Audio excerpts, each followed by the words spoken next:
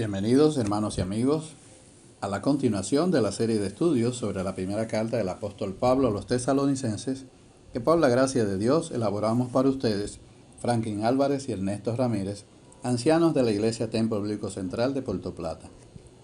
En esta entrega número 38, seguimos en el interesante capítulo 4, tratando el tema sobre la revelación acerca del arrebatamiento de la Iglesia. Capítulo 4, versos del 13 al 18. En esta oportunidad analizaremos los versos 14 y 15. La base de la esperanza del creyente reside en la resurrección de Cristo. Faltándoles este conocimiento pleno, como dice el versículo 13 que ya analizamos, tampoco queremos, hermanos, que ignoréis de la esperanza cristiana. Los tesalonicenses eran propensos a comportarse tal como los incrédulos, sin esperanza y sin Dios. El Evangelio ha revelado al hombre la inmortalidad del alma, la resurrección del cuerpo y la unión en el cielo de corazones separados por mucho tiempo a causa de la muerte.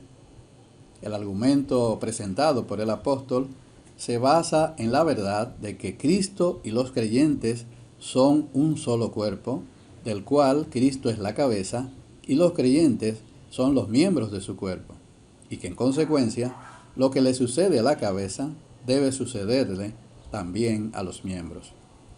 Así es que nuestro conocimiento y creencia de un futuro estado nuestro, y especialmente de nuestra resurrección, se fundamenta en nuestra unión con Cristo y en su resurrección.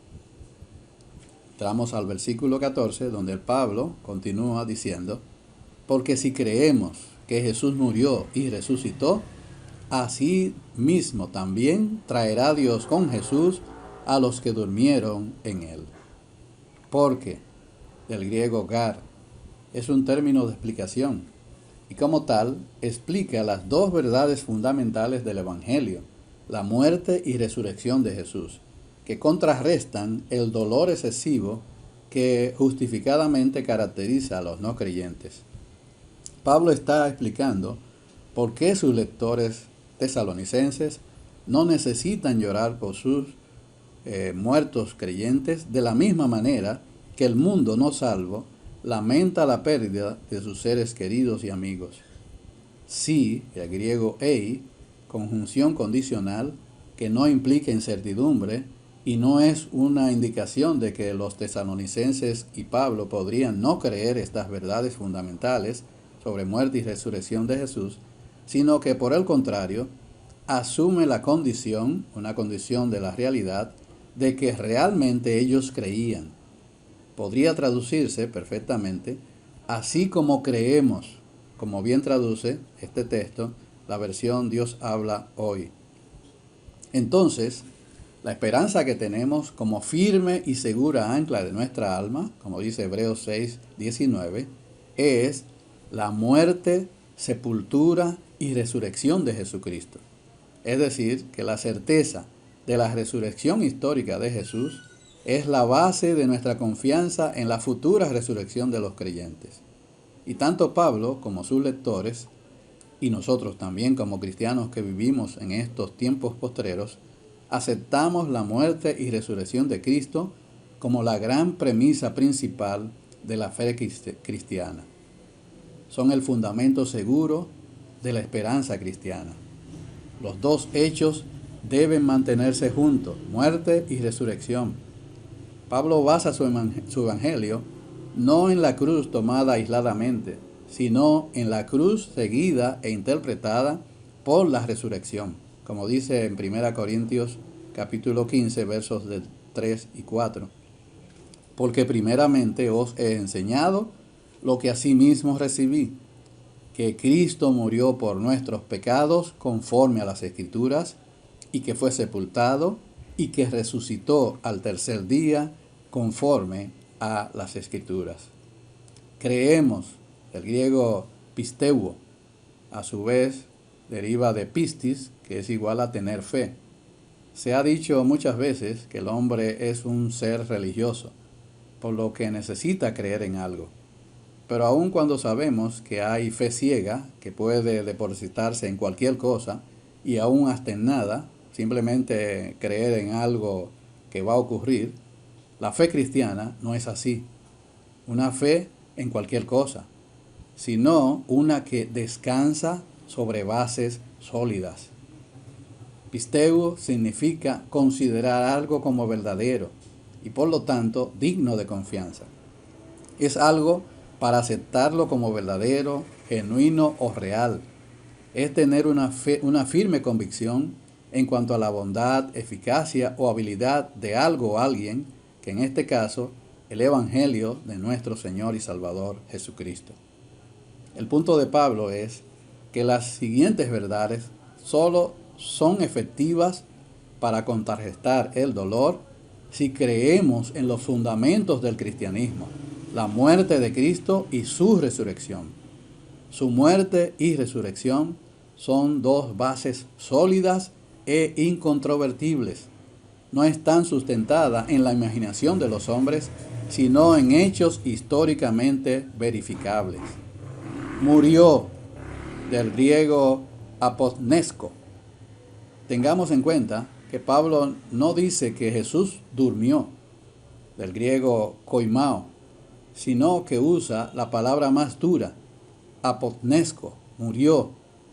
Los cristianos podemos disfrutar de un sueño tranquilo porque Jesús fue hecho maldición por nosotros, como nos revela Gálatas 3:13.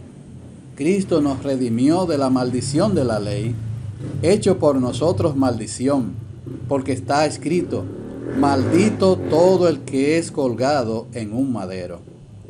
Y soportó nuestro Señor y Salvador Jesucristo la muerte como castigo. D. Edmond Hibbert, comentando este texto, agrega que, y cito, la declaración de Pablo de que murió en lugar de durmió significa que Jesús experimentó la muerte, el resultado del pecado, en todo su sombrío horror. Pero su muerte trajo la muerte de la muerte. Al morir como nuestro portador del pecado, transformó la muerte de los creyentes en sueño con un futuro despertar. Qué hermosas palabras de este hermano. Resucitó, del griego anistemi, literalmente significa pararse de nuevo, levantarse nuevamente. En contexto, levantarse nuevamente se refiere a la resurrección de Cristo de la muerte, el evento culminante que demostró su victoria sobre el pecado y la muerte, y la piedra angular del Evangelio de nuestra salvación. Howard Marshall, teólogo académico escocés, autor de Teología del Nuevo Testamento, escribe que, y cito, la muerte de los creyentes no tiene lugar aparte de Jesús y por lo tanto, Pablo puede concluir que Dios los levantará y los llevará a la presencia de Jesús en la parucía, es decir, el advenimiento de Cristo. Dios tratará a los que murieron confiando en Jesús de la misma manera que trató a Jesús mismo, es decir, resucitándolos. Así traerá Dios, continúa el apóstol. Así, del griego auto, de esta manera, de esta forma. Esto introduce el paralelismo entre la resurrección de los cuerpos de los creyentes y la resurrección de Cristo. Las dos resurrecciones están fuertemente unidas.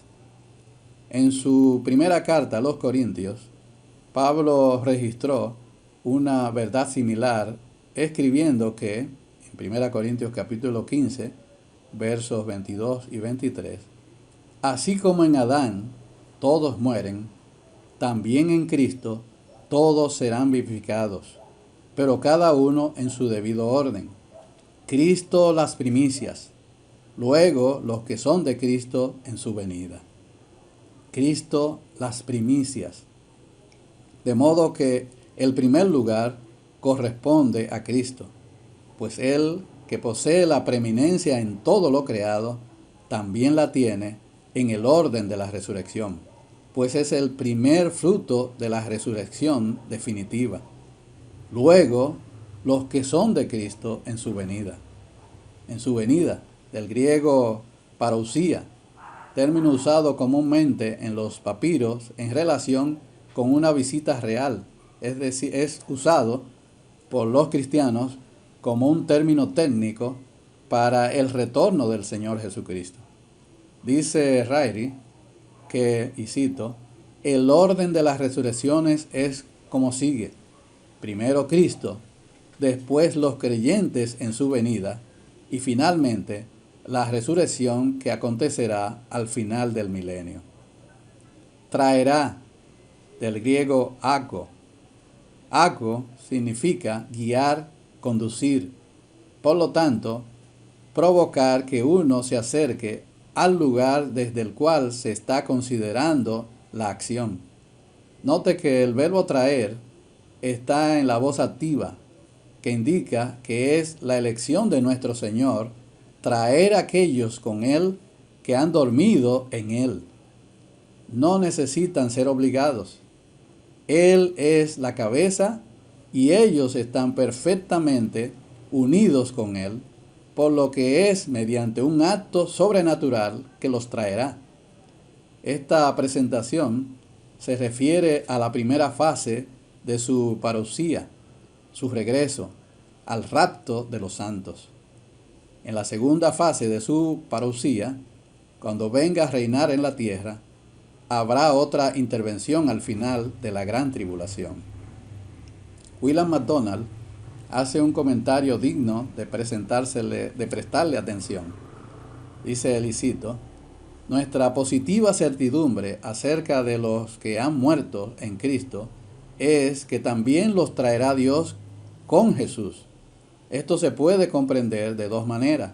Una, puede que signifique que en el momento del arrebatamiento Dios resucitará los cuerpos de los creyentes y los llevará al cielo con el Señor Jesús. Y dos, o puede que signifique que cuando Cristo vuelva a la tierra a reinar, Dios traerá con Cristo a aquellos que han muerto en la fe. En otras palabras, el apóstol está diciendo, no os preocupéis de los que han muerto, que los que han muerto se vayan a perder las glorias del reino venidero. Dios los traerá con Jesús cuando vuelva con gran poder y gloria. Pero, ¿cómo puede ser? Sus cuerpos están ahora rígidos, sino vueltos polvos en el sepulcro. ¿Cómo pueden volver con Jesús? Antes que Cristo venga a establecer su reino, volverá para llevarse a su pueblo consigo, para que estén con Él en el cielo. Luego, posteriormente, volverá con ellos. A los que durmieron en Él. A estos son a los que Dios traerá con Jesús. Esta es la declaración fundamental de la respuesta de Pablo a la tristeza de los tesalonicenses. No tienen motivos para lamentar a sus seres queridos fallecidos, porque cuando Dios actúe para traerlos de vuelta con Cristo resucitado en la parousia, en su venida, volverán con Él. A través de Él, Dios traerá a los difuntos nuevamente para encontrarse con sus familiares y amigos creyentes. Hay algo muy expresivo en la palabra traer. Dulce palabra, decía Johann A. Benger, teólogo luterano, pietista, clérigo del siglo XVIII, y cito, se habla de personas vivas. Los muertos por los que lloramos no están muertos. Todos viven para Dios. Y cuando llegue el gran día, Dios traerá a los que se han ido antes y los unirá a los que hayan quedado atrás. Cuando veamos a Cristo en su venida, veremos también a los que han dormido en Él. Cuando dice los que durmieron en Él, habla de los que antes de partir habían puesto su fe en el Señor Jesucristo. el Señor de los cristianos. Alguien escribía: cuán asombroso entonces es que tan pocas personas tomen la muerte tan seriamente como para investigar lo que ocurre tras ella y permanecen satisfechos de descansar sobre sus propias opiniones casuales.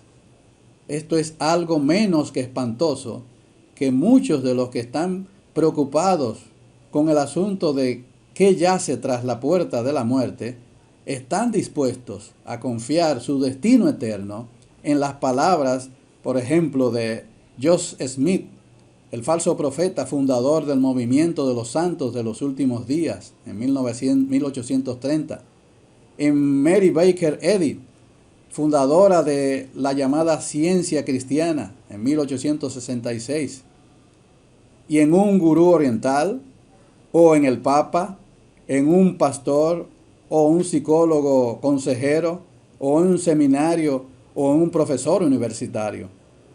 Solo un tonto daría un paso hacia la eternidad confiando en sus propias esperanzas o las de otros. Querido amigo, ¿has pensado seriamente qué viene después de la muerte? ¿Tienes tu propio parecer o tienes tu confianza puesta en lo que dijo este hombre o aquel otro sobre tu destino eterno? Amigo, pon toda tu atención en lo que dice Dios, lo que dice la Biblia acerca de la vida después de la muerte. Y continúa el apóstol en el versículo 15. Por lo cual os decimos esto en palabras del Señor, que nosotros que vivimos, que habremos quedado hasta la venida del Señor, no precederemos a los que durmieron. Por lo cual os decimos esto en palabras del Señor. Con la última parte de esta frase, en palabras del Señor, Pablo introduce no solo un nuevo tema, sino también una nueva revelación que había recibido del Señor. Esta no es la idea de él, sino que proviene de y con la autoridad del Señor, quien es el que nos da uno de los relatos más detallados de su regreso por su novia, la iglesia. El Señor es la fuente de esta verdad que va a ser revelada, señala el apóstol. Y la palabra del Señor, a la que hace referencia el apóstol, es una palabra que implica promesa. Por lo tanto, créala y será bendecido. Muchos han tratado de encontrar en los evangelios esta palabra del Señor, a la que Pablo hace referencia en este versículo.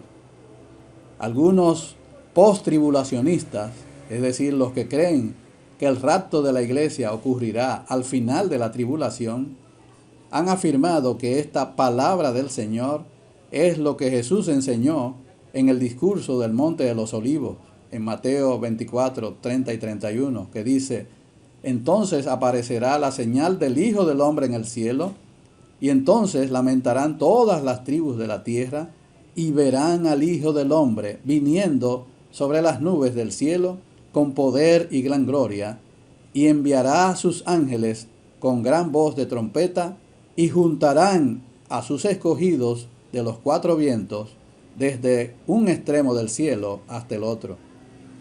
Que fue realmente su revelación con respecto a su segunda venida después del período de la tribulación, pero que los eruditos post-tribulacionistas consideran que esta segunda venida descrita aquí y el rapto de la iglesia que se describe en Mateo 24, 36 al 44, corresponden ambas a un mismo evento. O sea que, según ellos, el rapto ocurre al final de la tribulación. Por otro lado, los pretribulacionistas, los que creemos que el rapto ocurrirá antes de la tribulación, creemos que la palabra del Señor no es una referencia a lo que Jesús enseñó en el discurso del Monte de los Olivos. La mayoría de los pretribulacionistas no vemos ninguna referencia al rapto en este referido discurso. Tomamos la palabra del Señor como una referencia a cierta revelación que Jesús le dio a Pablo que los evangelios no registran. Así es que, en resumen, no podemos identificar la referencia de la palabra del Señor ciertamente con Jesús hablando acerca de su segunda venida registrada en los evangelios. Que nosotros, dice el apóstol, que vivimos, que habremos quedado hasta la venida. Esta afirmación indica claramente que Pablo estaba viviendo a la luz del inminente regreso de su Señor. ¿Cómo podemos llegar a esta conclusión? El uso del pronombre plural, nosotros, indica que Pablo mismo esperaba estar vivo en la parusía. Dice él que habremos quedado hasta la venida. Esto apoya la enseñanza de que el apóstol creía que el rapto era inminente, que estaba a punto de ocurrir. E implica que no tenía que ocurrir ningún otro signo o acontecimiento anterior antes del regreso del novio para su novia, la iglesia. D. Edmund Hibbert, erudito y autor de varios comentarios del Nuevo Testamento y también referente a esta carta, defiende la premisa de que Pablo creía en el inminente regreso de Cristo, comenzando con su refutación del intento de Juan Calvino de explicar este texto. Calvino lo explicaba de manera muy ingeniosa, diciendo que, aunque Pablo sabía por una revelación especial que Cristo vendría en una fecha más hacia adelante, el apóstol aquí habla como si él estuviera entre los que lo verían, para despertar a los tesalonicenses a esperarlo y mantenerlos todo el tiempo en un piadoso suspenso, decía Calvino. Pero refutando Hibbert, la indicación de Pablo de que estaba esperando el regreso del Señor no era, como decía Calvino, una piadosa simulación ejecutada por el bien de la iglesia. El apóstol sinceramente vivió y trabajó en la anticipación de ese día, aunque no sabía cuándo llegaría. El tiempo del regreso permanece sin revelar, como dice Mateo 24:36, el mismo Señor Jesucristo. Pero el día y la hora nadie sabe, ni aun los ángeles de los cielos, sino solo mi Padre. Y como decía Agustín Hipona, conocido también como San Agustín, y cito, el último día está oculto para que todos los días puedan ser considerados. Hasta la venida del Señor, dice Pablo. Venida, del griego parousia, una combinación de dos palabras griegas, para igual a con, más ousia igual a ser, literalmente presencia. Parousia transmite la idea de una llegada, un advenimiento o llegada de una persona a un lugar, más la idea de su presencia en ese lugar. La gran esperanza de la iglesia es la llegada de Jesucristo, cuando regrese para bendecir a su pueblo con su presencia. Esa gloriosa verdad aparece en más de 500 versículos en toda la Biblia. No precederemos a los que durmieron, nos dice el apóstol Pablo, revelándonos esta gran verdad. No, del griego oume, es en realidad un doble negativo. Por lo que Pablo está diciendo, en esencia, que no hay absolutamente ninguna manera de que los vivos precedan a los que han muerto. La revelación recibida por el apóstol de que los creyentes vivos no tendrán ninguna ventaja sobre los creyentes muertos al regreso de Cristo proporciona la verdad bíblica que debería hacer que cualquier sentimiento de duelo por los creyentes muertos no sea como el resto de los que no tienen esperanza, porque el adiós del creyente es solo temporal y nuestra esperanza segura de reencontrarnos con ellos es para siempre, para que no os entristezcáis como los otros que no tienen esperanza. Por lo tanto, este tipo de tristeza es totalmente injustificado. Pablo está enseñando que ambas clases de creyentes al regreso del Señor compartirán el mismo destino al mismo tiempo. Y como siempre, queridos hermanos, nuestro tiempo se ha terminado. En el próximo estudio seguiremos tratando este tan interesante tema. Mientras tanto, sigan orando mucho por nosotros y que el Señor les bendiga.